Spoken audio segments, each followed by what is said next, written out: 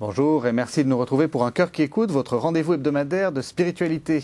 Aujourd'hui, nous allons parler d'un beau thème qui est le thème de l'attente de Dieu et nous allons en parler en compagnie de Serge Land. Bonjour. Bonjour. Serge Land, vous êtes professeur de philosophie en classe préparatoire et vous êtes également rédacteur en chef de la revue Communio, dont on parlera à la fin de cette émission. Alors pour préparer ce thème de l'attente de Dieu, vous nous avez choisi un texte et c'est un texte de George Steiner. Oui, George Steiner, parce que son livre Réel Présent, c'est vraiment une méditation sur le lien entre esthétique et théologie. Et donc, ça me paraissait très intéressant de regarder comment lui, qui vient de la réflexion sur le sens, sur l'esthétique, pose le rapport à Dieu, même si c'est dans une période de difficulté ou d'attente, ou dans cette sorte de samedi saint de la culture, dont il parle à la fin de Réelle Présence. Alors, on vous écoute. Il est une journée bien particulière de l'histoire occidentale dont ni l'histoire, ni le mythe, ni les Écritures ne parlent. Il s'agit d'un samedi. Et ce samedi est devenu le plus long des jours. Nous connaissons le vendredi qui est pour les chrétiens le jour de la crucifixion. Mais le non-chrétien, l'athée, le connaît aussi, c'est-à-dire qu'il connaît l'injustice, la souffrance interminable, la destruction, l'énigme brute de la fin, qui constitue si clairement non seulement la dimension historique de la condition humaine, mais aussi le tissu quotidien de notre vie individuelle.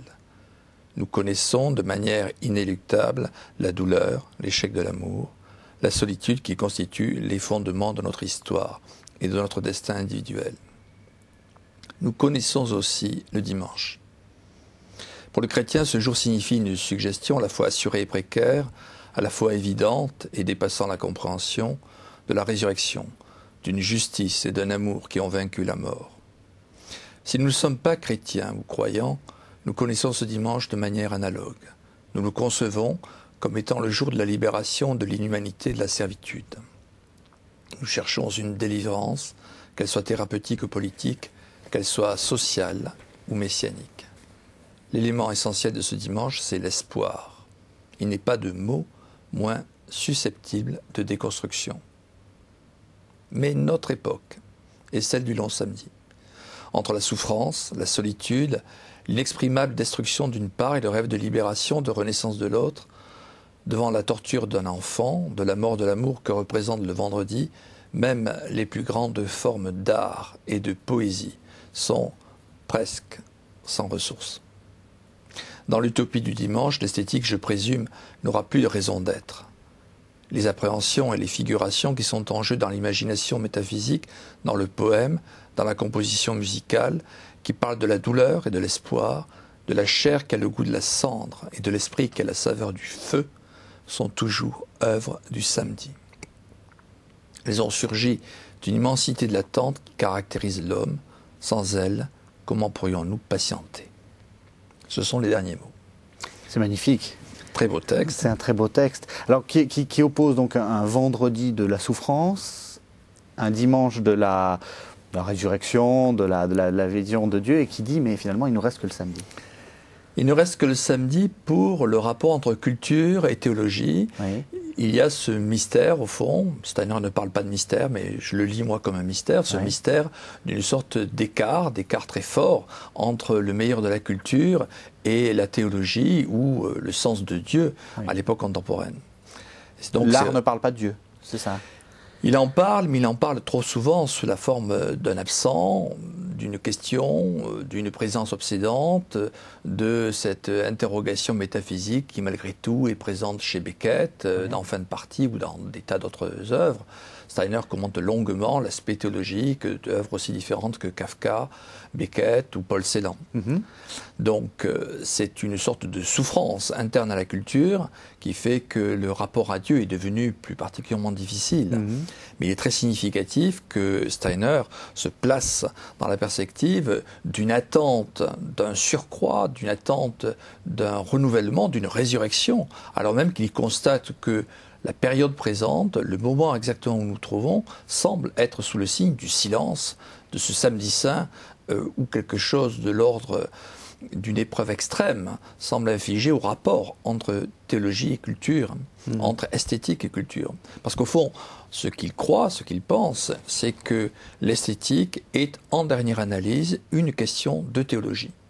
C'est-à-dire que l'art doit nous conduire vers Dieu. C'est-à-dire qu'il lit les plus grandes œuvres de l'humanité comme un pari sur l'existence de Dieu, comme quelque chose qui postule nécessairement la présence de Dieu, qui n'aurait pas de sens sans l'invocation de Dieu. Il montre que, même s'il y a quelques brillantes exceptions, l'essentiel de la culture occidentale a d'abord été dans un dialogue avec la présence du tout autre, la présence religieuse, métaphysique, philosophique, poétique de Dieu. Ça veut dire que l'art dans lequel on vit, l'art contemporain ou la culture contemporaine est en train de manquer quelque chose. Quel est le sens de cette attente? Est-ce que c'est une attente féconde ou est-ce que c'est une attente pour vous, hein? Parce que ce que dit Steiner...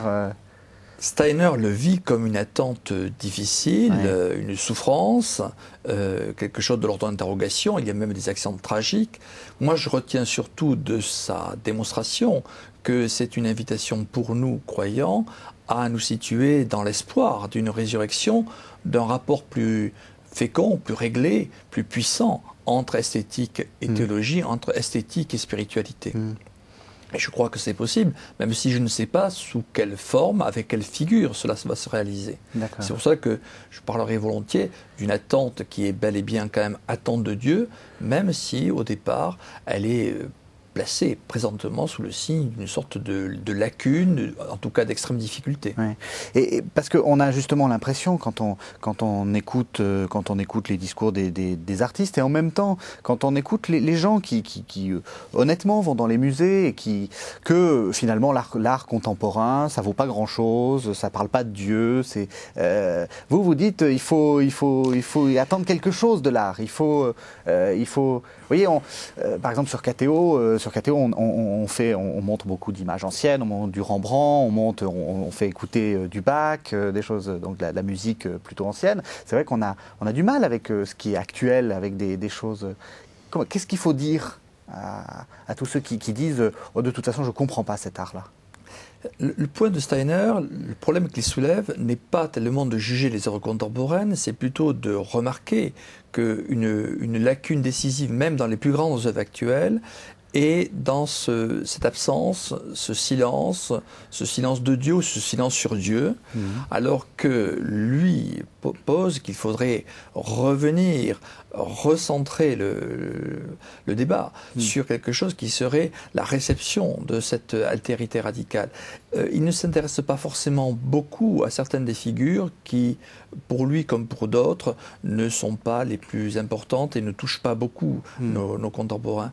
Ça n'est pas tellement ça la question. C'est plutôt une réflexion sur ce qu'il faut espérer, qu'on verra ressurgir d'un rapport à d'autres formes d'art, à d'autres formes peut-être de vitalité spirituelle, à d'autres formes de philosophie plus proche d'une interrogation authentiquement religieuse et d'une réception de la vérité religieuse. Alors, vous êtes philosophe, on dit souvent que les philosophes ont orchestré et parlent encore de la mort de Dieu. Vous y croyez pas? La mort de Dieu chez Nietzsche, c'est simplement un constat au départ d'une sorte de retrait, d'une forme de croyance qui avait été métaphysiquement très centrale et qui semblait établie. Ouais. Nietzsche jette le soupçon, constate une sorte de difficulté et c'est vrai aussi qu'il a des pages effroyablement antichrétiennes dans tel ou tel de ses derniers ouvrages. La question de la mort de Dieu n'est pas celle d'une disparition de Dieu, c'est du rapport que les hommes entretiennent avec la croyance métaphysique. Si ce n'est qu'une croyance métaphysique, je crois comme Jean-Luc Marion que ce n'est qu'une idole de Dieu qui serait présente. En ce sens-là, si la mort de Dieu c'était cela, ça ne me gênerait pas beaucoup de parler aussi de mort de Dieu. Mais ce qui m'importe, c'est d'abord que le rapport à un Dieu vivant, le rapport à une vérité qui se révèle, se manifeste dans l'histoire, qui continue de faire surgir des formes de vie nouvelles et qui permet une résurrection de toute humanité véritable, est encore présent. L'attente, ça suppose une certaine forme de vigilance. Puisque quand on attend quelque chose, on attend la venue de quelqu'un, donc on attend les signes de les signes avant-coureurs de sa présence. Comment est-ce qu'on s'organise, comment est-ce qu'on se vit dans cette attente de Dieu? Dans la culture. Comment vous faites, vous? Dans la culture, moi je fais volontiers mienne cette méditation de Steiner, bien que l'univers religieux de Steiner soit autre que le mien, dans la mesure où il signale avec une véritable force, une particulière acuité, combien les armatures mêmes de tout ce qui a été culture la plus authentique, la plus féconde en musique, en poésie, sur les 3, 4, 6 derniers siècles, a été structuré, a été formé par le rapport religieux. Et donc, le fait que nous soyons dans une situation de crise de ce rapport entre le meilleur de la culture et l'authenticité religieuse, c'est plutôt une sorte de défaillance, de paradoxe. Lui, c'est quand même étonnant pour un auteur qui au départ est d'origine juive, emprunte le modèle du samedi saint, c'est-à-dire ce moment où quand même quelque chose de l'ordre d'un paradoxe suprême nous a invités comme moment de méditation particulière. Oui. Donc c'est une figure qui peut paraître déconcertante, mais qui malgré tout nous invite à l'espoir. Oui. Est-ce que vous conseillez justement de reprendre cette culture, enfin, parce que on a entendu que c'était pas la peine de lire la Princesse de Clèves, ou que c'était des choses que tout ça était des vieilleries qu'on pouvait apprendre un petit peu quand on est jeune, mais est-ce que vous relisez la Princesse de Clèves par exemple? Ça m'est arrivé. Mais... Vous voyez ce que je dis? Est-ce qu'il faut continuer à assumer cette vieille culture justement dans cette quête de Dieu? Il faut d'abord assumer la culture chrétienne dans toute son ampleur, de la Bible au Père de l'Église, en passant par bien d'autres ouvrages, et en allant jusqu'à des aboutissements dans lesquels chacun peut trouver matière à se renouveler. Donc la question n'est pas celle de la culture telle qu'un certain humanisme l'a parfois momifiée, oui. C'est plutôt le rapport vivant à l'esprit, à toutes les formes vraiment vivantes de recherche de la vérité qui finalement pose la question centrale de Dieu. Et justement, comment est-ce qu'on sait, comment est-ce qu'on discerne, comment est-ce qu'on est vigilant? C'est quoi pour vous les textes qu'il faut lire, par exemple, pour être dans cette attente-là? Steiner serait parmi les textes qu'on pourrait conseiller, mais il y en a bien d'autres. Je crois quand même que dans la philosophie contemporaine, il y a des choses très remarquables sur ce rapport à un Dieu attendu, inespéré et toujours présent. Je songe en particulier à quelques beaux textes de Jean-Luc Marion ou de Jean-Louis Chrétien, pour le domaine francophone, qui, je crois, ont vraiment très bien dit certains des paradoxes de la présence à Dieu d'un monde de la présence au monde d'un Dieu qui arrive comme par surcroît. Est-ce que justement cette attente de Dieu que vous discernez dans la culture, c'est finalement une sorte de cas particulier de notre propre attente de Dieu? Est-ce que nous ne sommes pas dans le samedi actuellement, de manière générale? En tout cas, toute une frange intellectuelle est dans cette distance, dans cet éloignement. Mais qu'est-ce qu'on constate? Même les auteurs les plus païens, un Jean-François Lyotard, dans l'un de ses textes les plus énigmatiques... Donc, un philosophe contemporain. Un philosophe contemporain, interroge l'œuvre de Saint-Augustin. Avec des pages où, avec beaucoup de sensibilité, il souligne une sorte de proximité avec Saint-Augustin, alors que c'est pourtant un théoricien de la postmodernité et quelqu'un qui a écrit des livres qui se recommandent d'une sorte de sublime païen. Donc, il y a vraiment une proximité entre des œuvres étrangères au christianisme, mais authentiquement animées par un désir de vérité, et le christianisme. Est-ce que vous ne pensez pas que cet optimisme que vous manifestez, qui est important de manifester... Je ne sais pas si c'est un optimisme. Non, pour vous, c'est quoi? C'est plutôt une manière de penser la réalité telle qu'elle se présente à nous, telle qu'il faut essayer de la vivre. Est-ce que je suis optimiste? Vous avez l'air de dire que je suis béat. Non. J'ai pas dit ça. J'ai pas dit ça. Non, mais justement parce qu'on pourrait aussi vous accuser de vouloir arraisonner en disant la culture contemporaine, en disant mais ça parle de Dieu, ça parle de Dieu. Ne vous inquiétez pas, ça parle encore de Dieu. Je n'ai pas dit que tout dans ce que, entre guillemets, on appelle la culture contemporaine parlait de Dieu. Mais ce qu'il y a de plus authentiquement décisif dans ce qui se vit encore aujourd'hui intellectuellement, artistiquement, comme ça a été le cas par le passé, c'est quelque chose qui est profondément travaillé par le Verbe. Je crois vraiment que Dieu s'est incarné, que c'est vraiment le Verbe qui est à l'œuvre dans l'humanité, sous des formes que peut-être nous discernons plus ou moins bien, que parfois nous croyons entrevoir alors qu'elles se révèlent plus décevantes, et qui parfois sont de l'ordre de l'inattendu, de l'inespéré ou de l'indicible. Le texte de Steiner parle du vendredi et du fait que l'art et puis même la culture est impuissante quand même à représenter la souffrance ou disons est-ce que on dit souvent et je pense que Steiner y fait référence à ce qui s'est passé dans le 20e siècle en particulier tout ce qui s'est passé autour d'Auschwitz, pas d'art après Auschwitz, a d'une certaine façon condamné une certaine forme d'art. Est-ce que vous êtes d'accord avec ça?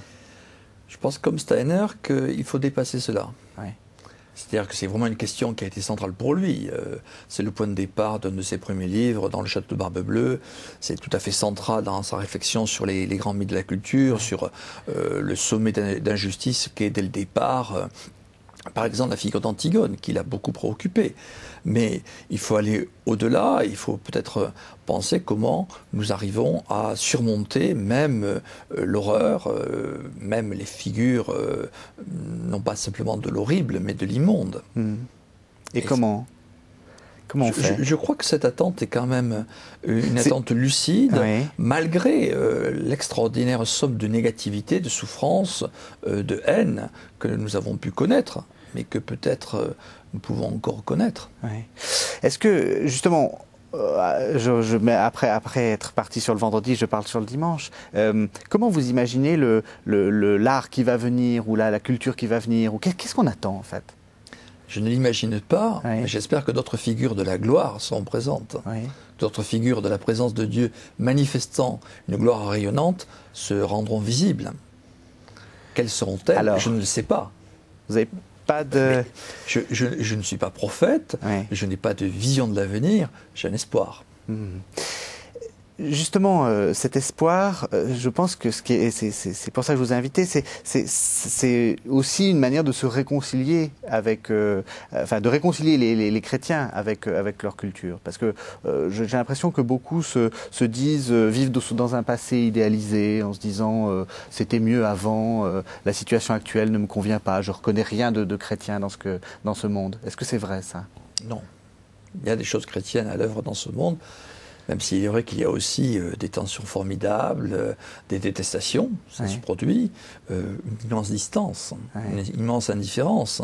Mais c'est aussi une immense indifférence à d'autres figures, c'est parfois une immense indifférence à la vérité. Parfois, il y a aussi des moments où les retournements se produisent. Nous ne sommes pas maîtres de l'histoire, nous avons peut-être trop tendance à croire que la ligne qui s'est dessinée depuis un demi-siècle va se poursuivre indéfiniment. Je ne sais pas quand elle va s'interrompre, peut-être connaîtra-t-elle des involutions, des bifurcations qui sont pour l'instant tout à fait imprévisibles. Qu'est-ce que donc vous êtes enseignant, qu'est-ce que vous, à vos élèves de classe préparatoire, qu'est-ce que vous leur conseillez de voir, de lire pour justement être dans cette attente? Pour les réconcilier peut-être avec ça. J'ai donné quelques-unes des références que je recommandais tout à l'heure, mais je n'aime pas beaucoup le jeu de recommander ceci ou cela, car finalement, il arrive que de jeunes esprits trouvent quelque chose de décisif dans ce que nous avons oublié, dans ce que eux découvrent à neuf, dans ce que, à leur contact, nous redécouvrons. Tel élève qui, tout à coup, n'ayant pas découvert Shakespeare, se saisit du roi Lear et qui est vraiment bouleversé par ce qu'il découvre. C'est une expérience que, Dieu merci, l'enseignant fait de temps à autre. Vous croyez à l'enseignement? Entre autres. Alors on va en venir à une autre séquence de notre émission qui est la séquence des questions rituelles. Je vais vous poser 3 questions très classiques et j'aimerais que vous y répondiez comme vous pouvez. Première question. Quel conseil donneriez-vous à quelqu'un qui vous dirait « J'ai envie de devenir chrétien, par quoi dois-je commencer ?» L'évangile selon saint Jean. Et d'abord le prologue. Tout. On commence. Il faut bien commencer. Et de quelle manière? En lecture continue. J'imagine, vous me demandez une réaction spontanée, je vous la donne, c'est celle-là. Si le Christ devait vous apparaître dans cette vie, à quel moment et dans quelle activité jugez-vous qu'il serait plus digne de le recevoir? Ça serait sûrement au moment de la consécration eucharistique. parce que c'est le moment où sa présence est la plus manifeste, donc c'est peut-être le moment où je l'attendrai le plus. Dernière question, alors là, ultra classique. Au jour du jugement, qu'aimeriez-vous que Dieu vous dise? Je ne sais pas trop. J'espère qu'il ne me fera pas trop de reproches. Alors on va en venir maintenant à ce que je disais au début, qui est la revue Communio. Alors, expliquez-nous un peu quels sont les... Enfin, d'abord, qu'est-ce que c'est? Donc, j'ai ici des numéros de la revue. Hein. Alors, j'ai un sur la paternité, un sur l'action sociale de l'Église. De l'an dernier. C'est ceux de l'an dernier. Il y en a un sur le mystère pascal qui va paraître. Le prochain est sur le droit naturel. Voilà. Avec encore en préparation toute une série de cahiers, par exemple le catéchuménal des adultes, le mystère d'Israël. Donc, la revue est thématique. Oui. Le calendrier est international, c'est une fédération de revues. La rédaction francophone s'efforce d'être le plus fidèle possible à ce calendrier international. Et donc, c'est dans la continuité de l'œuvre de Hans Urs von Balthasar et aussi de celui qui était un des fondateurs du cardinal Ratzinger, oui, que la revue continue de se situer en essayant d'être une tour de guet, une sorte de manière d'anticiper sur l'avenir, mais d'abord dans le souci d'une fidélité à l'Église et d'abord dans le souci de l'intelligence de la foi. On a souvent dit que c'était une revue un peu compliquée. Est-ce que vous êtes d'accord? Je trouve que c'est très exagéré. C'est vrai que c'est une revue d'une certaine tenue, mais ce n'est pas une revue qui cherche la complication pour le plaisir, pas du tout. Et je crois qu'elle est entourée d'une légende, je ne dirais pas noire, mais d'une légende de sophistication un petit peu exagérée. Car il y a quand même énormément d'articles qui sont lisibles. Oui. Vous faites donc c'est des numéros thématiques. En gros, on a une sorte d'état de la question. C'est comme ça qu'il faut le lire. C'est-à-dire, j'ai une question théologique, je prends la revue et j'ai ma réponse. Assez souvent, mais c'est surtout un cahier avec un enjeu qui paraît essentiel à l'époque contemporaine. Donc, il y a pu y avoir par le passé, par exemple, toute une série de cahiers qui ont repris, ça a été à la fondation de Communio très important, tous les articles du Credo. Donc là, c'était vraiment de la théologie fondamentale. C'est encore le cas, par exemple, pour la série des mystères que nous achèverons avec le retour du Christ en 2012. Mais il y a aussi les signés. Il y a aussi donc quand même des ouvertures sur la culture contemporaine. Nous essayons tout particulièrement en ce moment, de donner plus de place à ces signés pour que des éclairages sur ce qui se vit et qui parfois n'est pas bien connu, sur ce qui se pense, se tente dans le domaine de l'histoire, dans le domaine de la philosophie, dans le domaine aussi des arts, soient porter l'attention des lecteurs. C'est de l'actualité, c'est un peu le... De l'actualité intellectuelle, et avec le souci non pas de coller à l'événement de manière ordinairement journalistique, mais plutôt dans la moyenne durée. Des choses qui sont appelées à rester importantes même 6 mois, 18 mois après leur publication. Alors vous avez parlé de rédaction internationale, enfin de coordination de thèmes de manière internationale. Ça veut dire quoi? Ça veut dire que, en fait... Les thèmes sont choisis par l'ensemble des revues, avec un calendrier très anticipé de l'ordre de 1 à 2 ans à l'avance, même si chaque rédaction nationale a une très large liberté d'initiative. Ça veut dire que c'est une représentation de l'Église universelle? Enfin, c'est ça que vous voulez dire? C'est que l'idée, c'est de sortir du particularisme français pour avoir une idée de ce que l'Église pense? Plus de 10 rédactions internationales qui travaillent de manière coordonnée. Oui. Et justement... Avec des pays quand même aussi différents que la France, pour un petit pays, la Slovénie, mais aussi bien l'Argentine, les États-Unis d'Amérique, et même si c'est dans des conditions difficiles, il y a aussi une revue Communio en Ukraine. Oui. On sait que Communio a été fondé à la suite du Concile, donc vous l'avez dit, pour mettre un peu d'armature théologique après le Concile. Actuellement, vous êtes dans quelle ligne éditoriale? Cherchons à anticiper les questions qui vont venir. Oui, nous cherchons à essayer de déterminer qu'est-ce qui sera en discussion. Ce qui n'est pas évident, car même quelqu'un d'aussi remarquable qu'Hans Urs von Balthasar, lorsqu'il a fait l'article fondateur de Communio, où il expliquait le projet de la revue au tout début des années 70, posait des problèmes qui nous paraissent aujourd'hui curieusement décalé par rapport à ce que nous vivons. Il était encore dans une perspective de discussion précise du rapport au marxisme, alors que cette hypothèque-là a été levée. En revanche, nous sommes dans un rapport à l'actualité, à des figures d'organisations politiques internationales dont il est difficile aujourd'hui de les penser théologiquement. Donc on le retrouvera dans Communio. Alors je donne quelques adresses. D'abord le site internet, vous avez un site www.communio.fr. Si on veut vous contacter, c'est communio@neuf.fr et je donne votre numéro de téléphone 01 42 78 28 43. Merci beaucoup Serge Land. Merci beaucoup.